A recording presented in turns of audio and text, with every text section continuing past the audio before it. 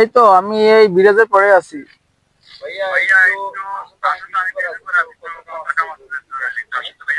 আচ্ছা আমি এই তো চলে আইতাছি।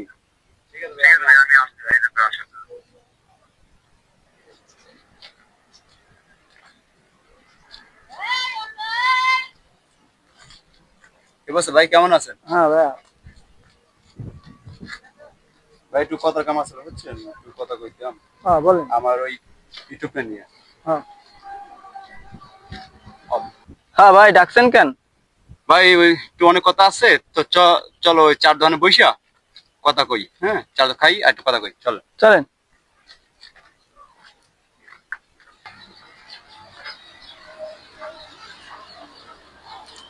ভাই ধরে রং দেন তো। ভাই আহেন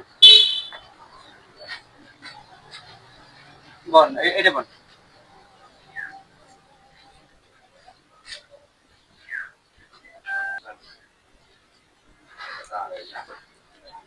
ভাই লন, হ্যাঁ।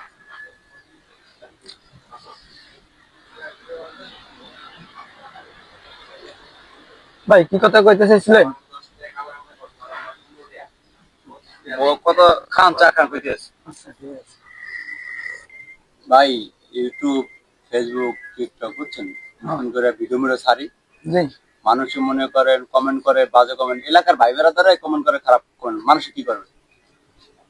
বা ইউটিউবে ভিডিও ছাড়লে মনে করেন মানুষ দুনিয়ার কথা কয়, ফেসবুকে দুনিয়ার কথা কয়, ছেড়ে দিয়ে ভাই কোন সময় বিচার হয় বলেন? আর ভিডিও ছাড়তে আসি মনে করেন আস্তে আস্তে সবাই ওঠে ভাই, এখন চেষ্টা করুন ভালো করার লিখিয়া, বা ভিডিও তো প্রতিভা থাকা লাগে। হ্যাঁ রাইট। আপনার কণ্ঠ, ভয়েস, শেয়ার দিয়ে কোনো সময় কোনো ভিডিও হয় না ভাই, কথা বলছেন? হ্যাঁ এই ভিডিও করতে আসি, দেখি কি করা যায়। হ্যাঁ সামনে আগাই যা, দেখবো নি। ভাই আপনি এই কথা কইলেন কেন? আপনারা কি দিকা বের করেন? বুঝিয়া চিত্রে হইতে চাই।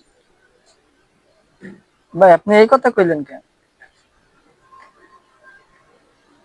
আপনারা কি দিকা বের করেন? আপনাদের কি আছে? আপনার চেহারা আছে? আপনার গাড়ি আছে? আপনার ক্যামেরা আছে? আপনার মোবাইল আছে? না আপনার টাকা আছে? আপনি কি দিকা বের করেন? জানেন না? আপনার এনে চেহারা দেন, তারপর আগে ভিডিও করেন। একজনের অপমান করা এইভাবে ঠিক না। তার যদি মেধা থাকে সে অবশ্যই কিছু করতে পারবে। তাকে এরকম ইনসাল্ট করা ঠিক না। যেহেতু সবাই সবার মতো চেহারা না থাকলেও মেধা যদি থাকে তা অবশ্যই সে সফলতা পাবে।